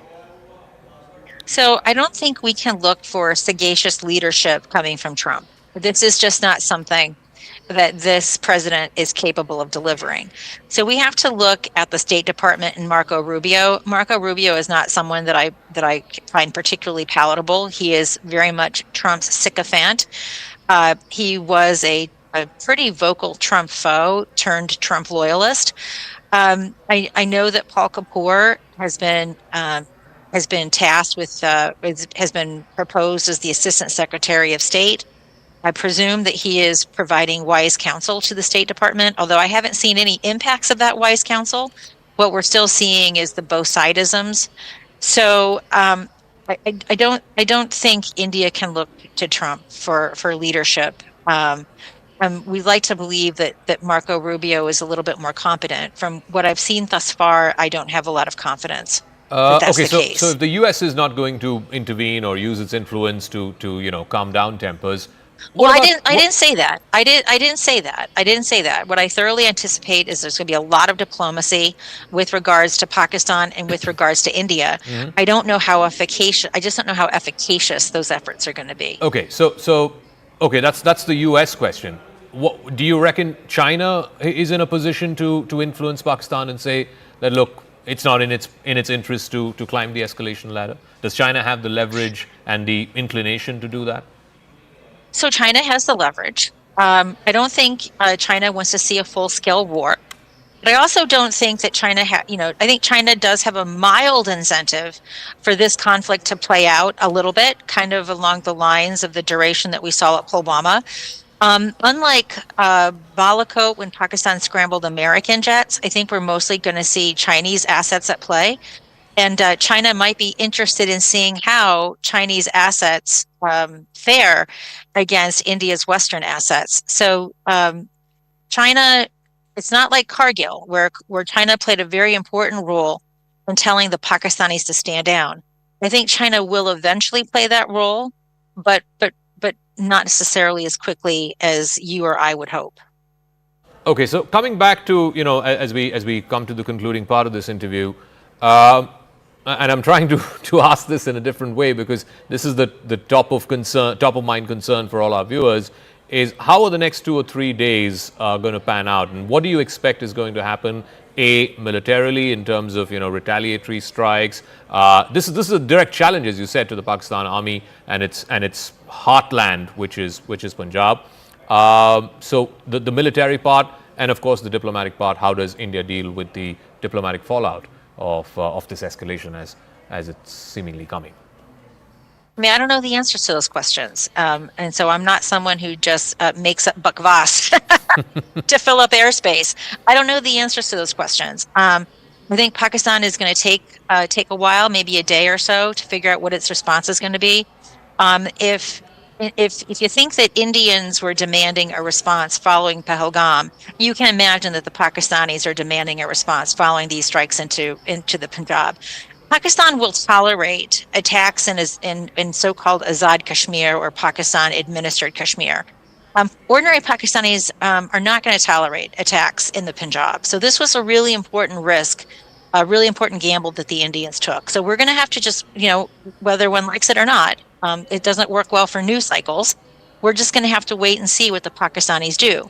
And how the Pakistanis choose to retaliate, then the ball is in India's court. And then we're all going to be hoping for swift global diplomacy to create some sort of an off-ramp where both sides have their pound of flesh and can create the domestic narrative that it's time to de-escalate. Is the IMF negotiation that Pakistan has in a couple of days from now in Washington, is that a mitigating factor, if you will, in disincentivizing the army from retaliating? No. It isn't? No. And why wouldn't it be? It's a lot of money for a country that's broke. Because Pakistan knows that its history with the IMF is that Pakistan never gets cut off from the IMF. And the reason for that is Pakistan's nuclear weapons makes Pakistan too dangerous to fail. So Pakistan knows that the international community doesn't play this brinkmanship with the IMF. That's why Pakistan was never put on the FATF blacklist. It was always on the gray list. And then, in a complete farce, it was even removed from the gray list, right? So yeah. Pakistan is confident that the international community is not going to play brinkmanship with the IMF. Even if in the next 24 hours they retaliate, there's a big military strike, and in the next 48 hours they go to the IMF asking for money, it wouldn't be a factor, you think? I don't believe it's going to be a significant factor that deters Pakistan from undertaking retaliatory strikes. All right. Christine Fair, thank you very much. Fascinating conversation. We're all trying to make sense of what happens next. But thank you very much for attempting to make sense of what could likely happen next. But we'll see. We'll see. Thank you for having me. This was great fun. I enjoyed listening to Vaid Malik as always. All right. Thank you. Bye-bye. Thank you. So there it is. Everyone sort of scratching their heads and trying to figure out, A, will there be a response? B, what is the nature of that response? What may be the targets that the Pakistan Army could likely pick in terms of a retaliatory hit? Look, picking a military installation will have much wider ramifications. Then it means that, again, as Christine Fair was saying, then India is left with no off-ramp. It means that India will also have to climb the escalation ladder. Two things which stand out in the Indian statement. You heard from Vikram Misri, the Foreign Secretary. You heard from the two military officers, Wing Commander Singh and Colonel Qureshi, the two women officers who were chosen to announce this publicly to the world. The language that they used was very, very specific, that it was non-escalatory. India is not looking to escalate further. The targets were terror infrastructure and terror launchpads, not civilians, and also underlining the fact that the targets were not military installations. I guess the messaging to the Pakistani military is, if you want to retaliate, do not think of targeting military installations, do not think of escalating, and do not think of targeting civilians. These are there's a lot of fog of war happening right now. Let's try and make sense of that. Again, by speaking to yet another very, very influential voice, somebody who's a familiar sight here on CNN News 18, one of the most noted American political scientists from the University of Chicago, Professor John Mearsheimer. Thank you very much, Professor, for speaking with us. Good morning to you in Chicago. It's evening here in New Delhi. I'm sure you're up to speed with the developments that we've had over the last 12 hours or so. India's had these very specific targeted strikes at 9 different locations inside both Pakistan-occupied Kashmir as well as Pakistan proper, Punjab, the heartland of Pakistan. What do you make of this Operation Sindoor, as it's known, to avenge the terrorist attack that happened in India a couple of weeks ago? Well, it's hardly surprising that India retaliated. And I think the Indians, are walking a fine line here in that they want to send a clear message. They want to send a powerful message to Pakistan that this is unacceptable behavior. But at the same time, I think the Indians are committed to making sure that this doesn't escalate too far, because that would not be to India's advantage. But the ball is really in Pakistan's court, and the fear here in India is Pakistan will escalate, and the Pakistan army in particular. I was speaking to Christine Fair some time back, and she said there doesn't seem to be an off-ramp for the Pakistan army, and therefore they will have to escalate. It seems to me that the Pakistanis have to retaliate. The question is, what does that retaliation look like? And then what does India do? I mean, what we're talking about here is going up the escalation ladder. And if you're India and you go up the escalation ladder, the question is, will you have escalation dominance? In other words, as you go up different rungs of the ladder, does India end up prevailing, or is it basically a stalemate? Mm-hmm. And the argument I would make is that Pakistan has substantial military capability and they can retaliate in kind. And it's not clear to me that India can dominate until you get pretty far up the escalation ladder. I mean, there's no question that India has superior conventional forces, but you'd need major war before those superior conventional forces could be brought to bear. So it's not clear, as you're down on the lower rungs of the escalation ladder, that India has much of an advantage over Pakistan. You don't subscribe to the idea of a limited war, certainly sub-nuclear, even sub-conventional war, a limited war for a few days or weeks, that could then eventually result in an off-ramp where both sides can take away something? Well, that's a possibility for sure, but the problem that you then begin to run into is that if India's conventional superiority prevails, the Pakistanis may be tempted to use nuclear weapons to rectify the situation. This is not likely, but it is a possible or a plausible outcome. And if you're India, you want to avoid that. Furthermore, I don't think at this point in time it's in India's advantage to get involved in a conventional war with Pakistan. Let me ask you this. Again, all of us are trying to figure out, make sense of what may likely be the Pakistani retaliation. And obviously, this is going to be determined in great measure by the current army chief, General Asim Munir. I'm sure you heard his comments a few weeks ago talking about how India and Pakistan and Hindus and Muslims are fundamentally two different people, never meant to live together, so on and so forth. If that's his thinking, is there a way you can sort of gaze into his head and try and gauge what kind of a response or what kind of a retaliation the head of the Pakistan army and his men could possibly undertake? My guess is that what Pakistan will do is try to retaliate in a way that looks like the equivalent of the Indian retaliation that just took place.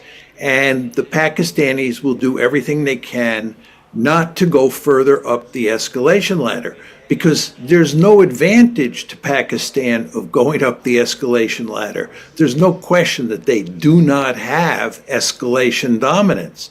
They, I think, have to retaliate against India. I'd be surprised, I'd be shocked if Pakistan doesn't respond at all. But if they do respond, I think they hope that that would be the last round. But then the question is, will it be the last round, or will India retaliate again? And then if they do retaliate again, what will Pakistan do? And this is the real danger of escalation. No, I agree with you. I mean, it depends entirely on the nature of the response and the target of the retaliation. So let me sort of delve into that a bit.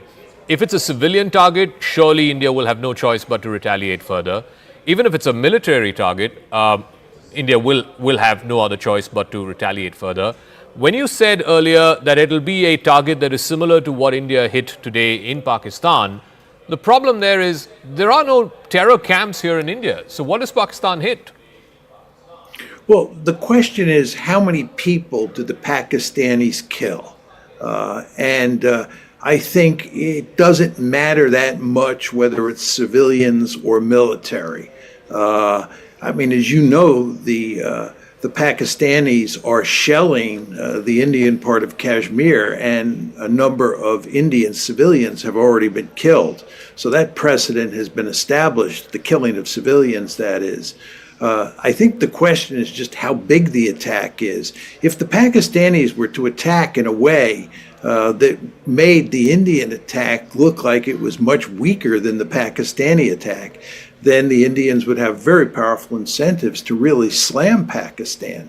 But if the Pakistanis retaliate in kind, it's a similar retaliation in terms of the number of casualties, the scope of the target set, and so forth and so on, then the incentives for India to retaliate again are not so great.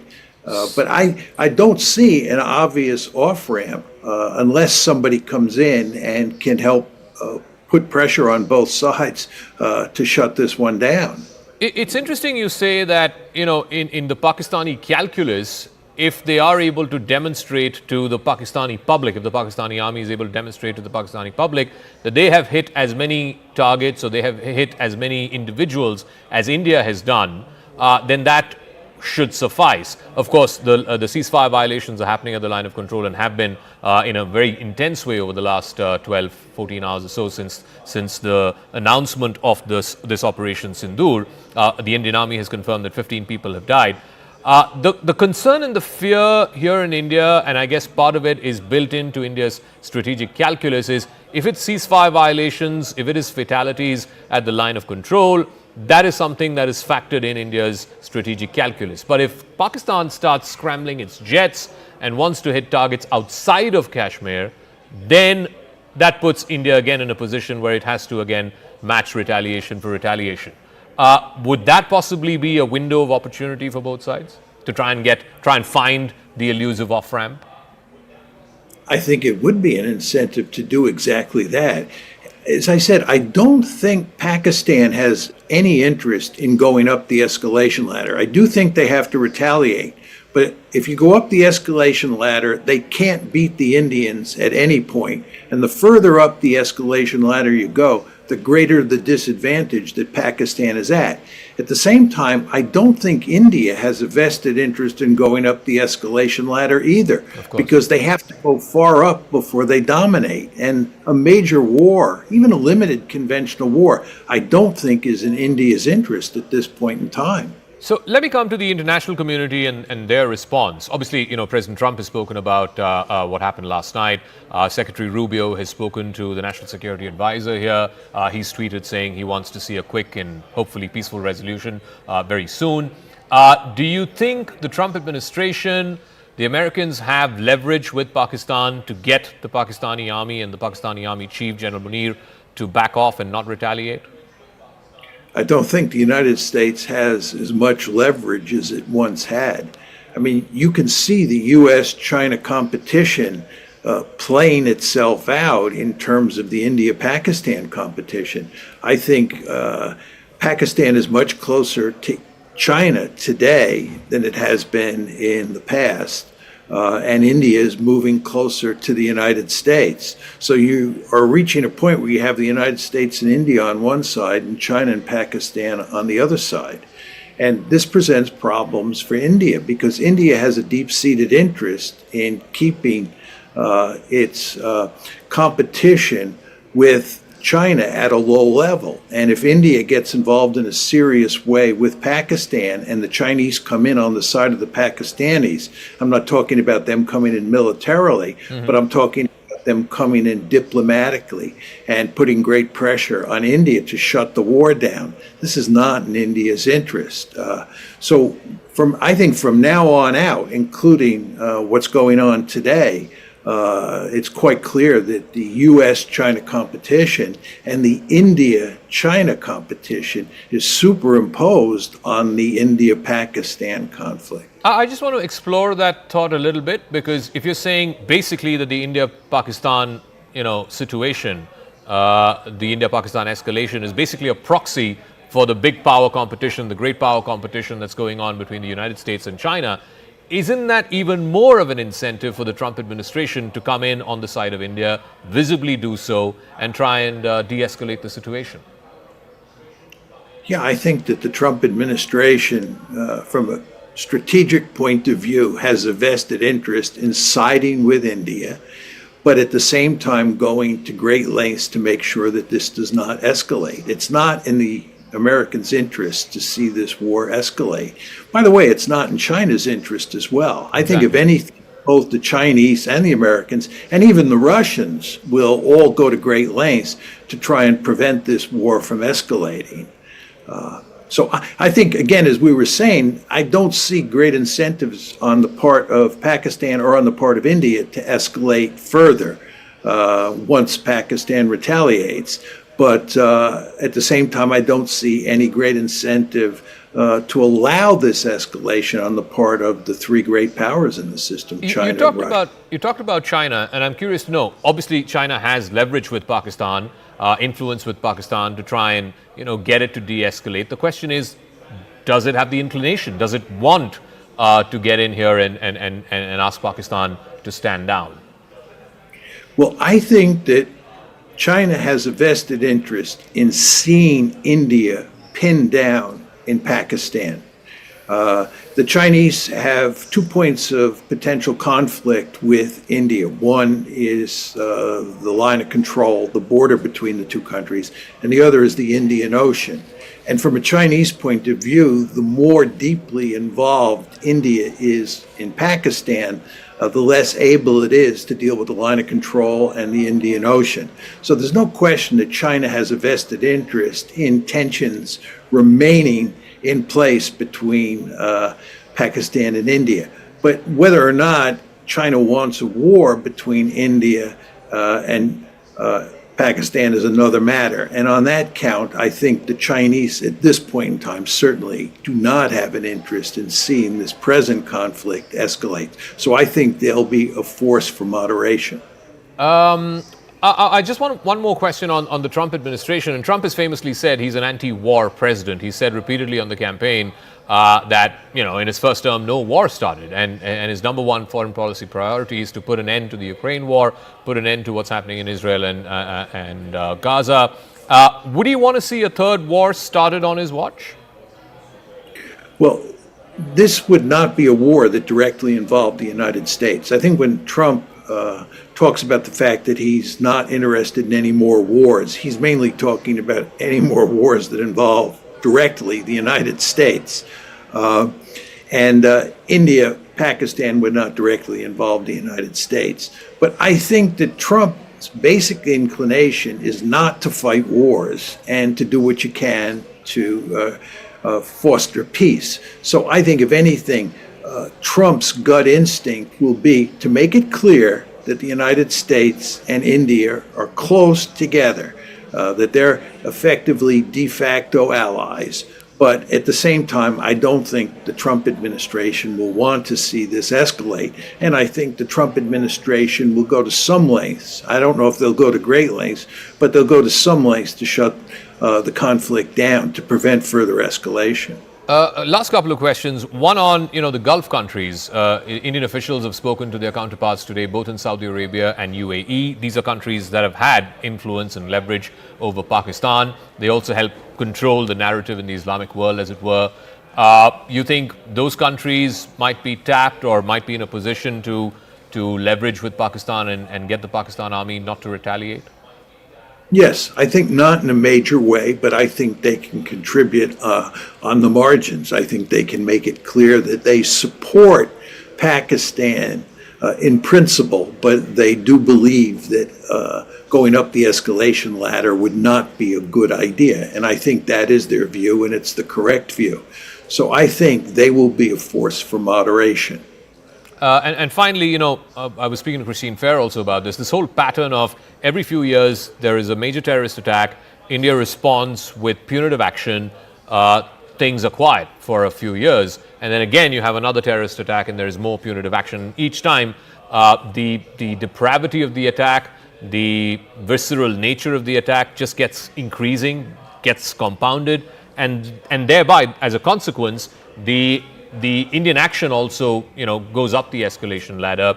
It hits deeper inside Pakistan. Is there a way to break out of this cycle? I think the answer is no. I think as long as the Kashmir issue is not settled, you're going to have this terrorism problem for as far as the eye can see. As your comments indicate, this is hardly the first time this has happened. It happens every few years, as you pointed out. And I think there is good reason, I'm sad to say, to expect this to continue happening in the foreseeable future. I mean, this is a very interesting case in that it illustrates once again that there's really no military solution to the problem. It's not like India can figure out a clever military strategy for solving this problem once and for all. The only way you're going to solve this problem once and for all is with a political solution that both sides find acceptable. And it's been impossible to find that political solution. And as a result, the weaker side here uses terrorism as its principal weapon for dealing with the stronger side. And again, until you get a political settlement, I don't think that this problem is going to go away. And I think India is going to be dealing with it for a long period of time. All right, Professor John Mearsheimer, thank you very much for joining us with your perspective, your thoughts, your insights really into what's going on between India and Pakistan. Thank you very much for joining us. You know, as I said, this pattern repeats itself every few years, but with each of those instances, it's like the envelope has been pushed a little more, you know, to the precipice of an all-out war. Like I said, India has zero interest in going into some kind of a conventional war with Pakistan, even if it's a limited war, just a few days or weeks.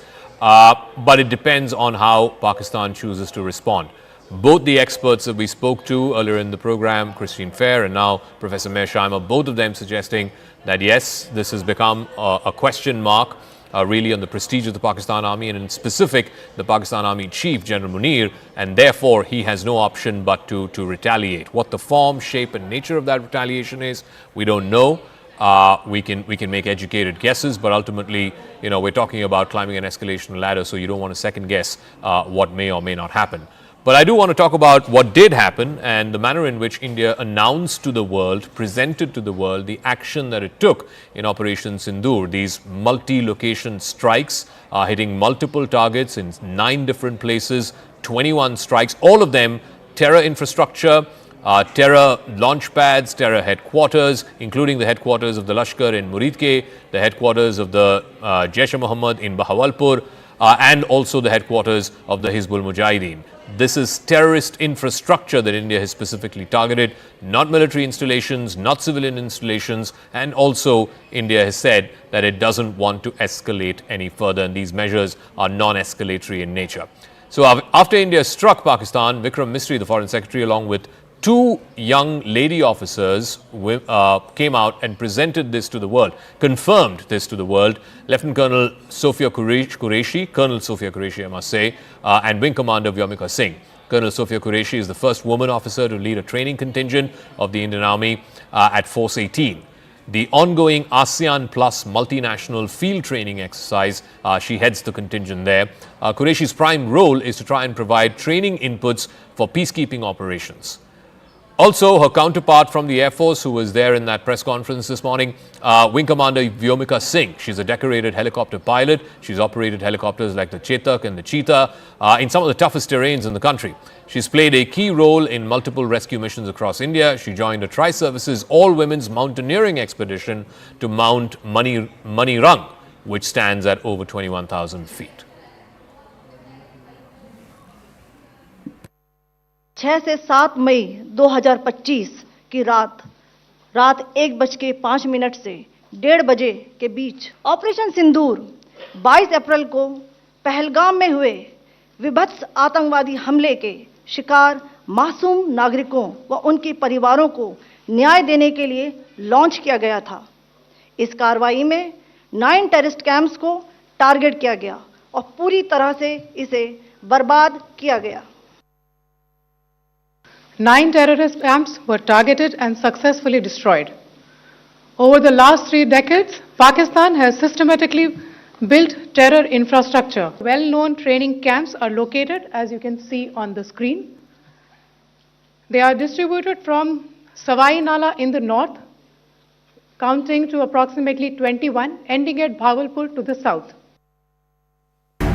They have codenamed this operation Operation Sindoor.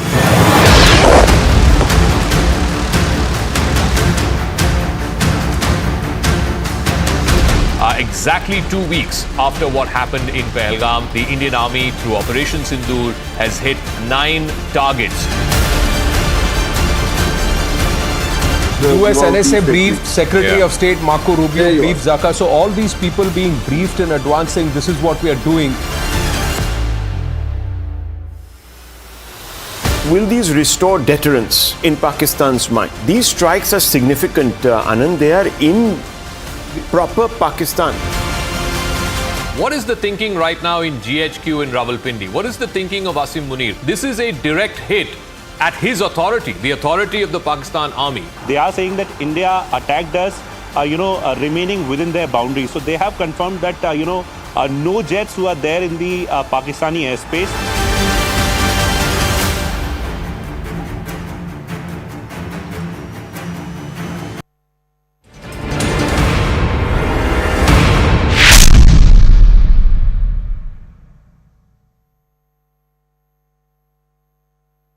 Powered by.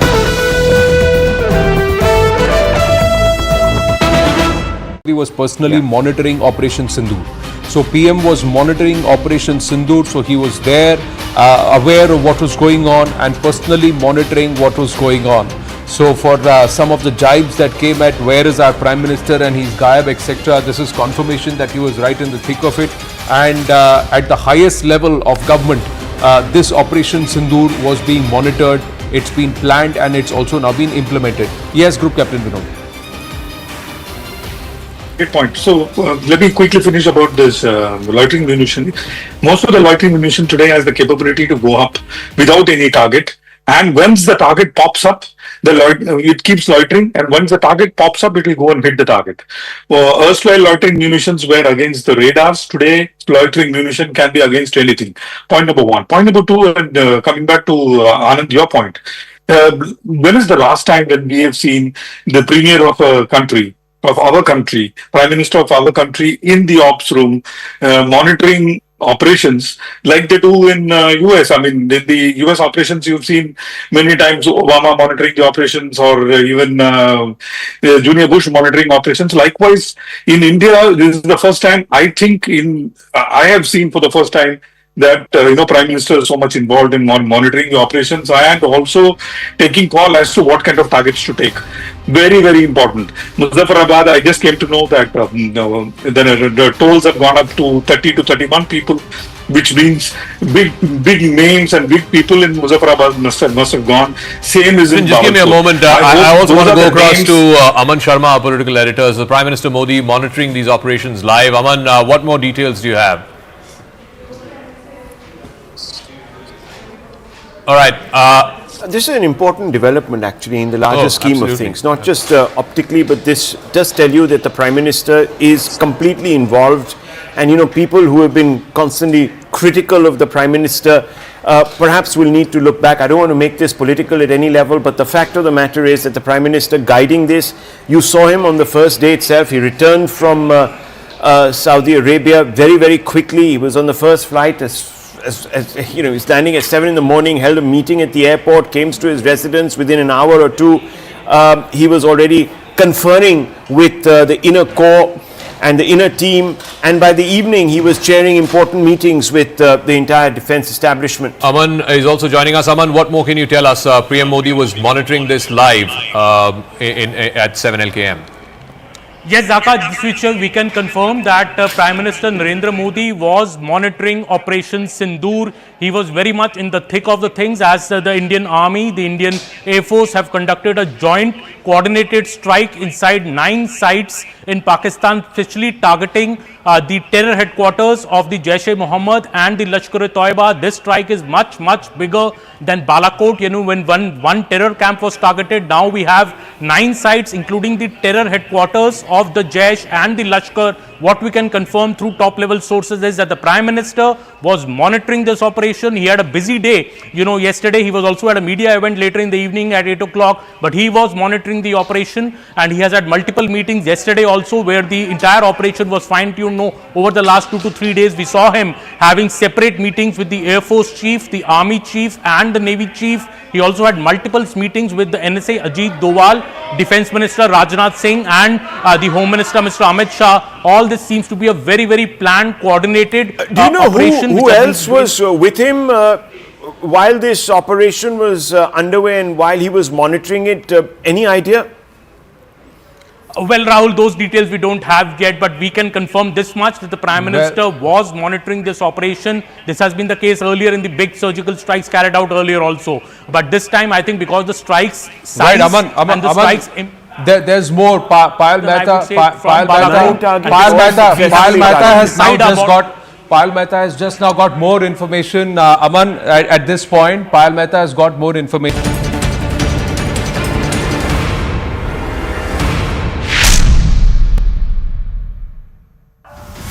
Identify, track and punish every terrorist.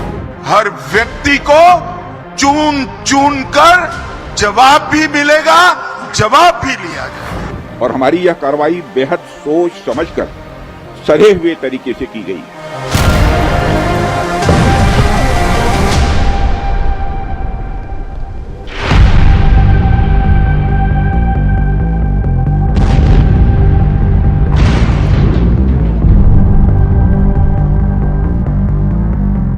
Located close to Lahore in Pakistan's Punjab province, serves as the headquarters of the Lashkar. The group operates from Markaz-e-Taiba.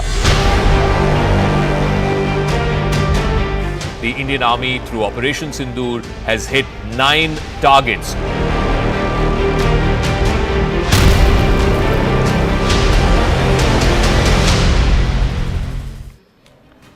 Namaste, Jai Hind, and thank you for staying with us here at CNN News 18 on our continuous coverage on Operation Sindoor. Bharat has decimated Pakistan terror hubs, but Pakistan continues to torment our civilians. Right at the top of this edition and this hour, we'd like to bring you some news which is very disturbing. Pakistan continues to pound civilian establishments while trying to play victim card with the world. This is the true picture of these brutes. They will not learn. A pounding given right at the heart of their establishment, right next to their doorstep, is not enough. Look at what they are doing in Poonch, in Jammu and Kashmir. They are targeting civilian establishments and they are even dropping artillery right outside the UN field station. This is how these brutes are. This is Poonch Rajouri region. Indians killed by PoK guns. First Pahalgam, now Poonch. The attack on innocent civilians continues. Women, children among 43 injured. Women, children among 15 dead. In the last few hours, through this morning till now as we speak with you, from Poonch to Rajouri, from Mendar to Mendar, Pakistani troops have resorted to unprovoked firing in 8 forward sectors along the line of control in Jammu and Kashmir, violating ceasefire agreements and prompting retaliation from Bharatiya troops. But this has been incessant from their end. They have been embarrassed. They are going and telling the world, look, Bharat has pounded us, but this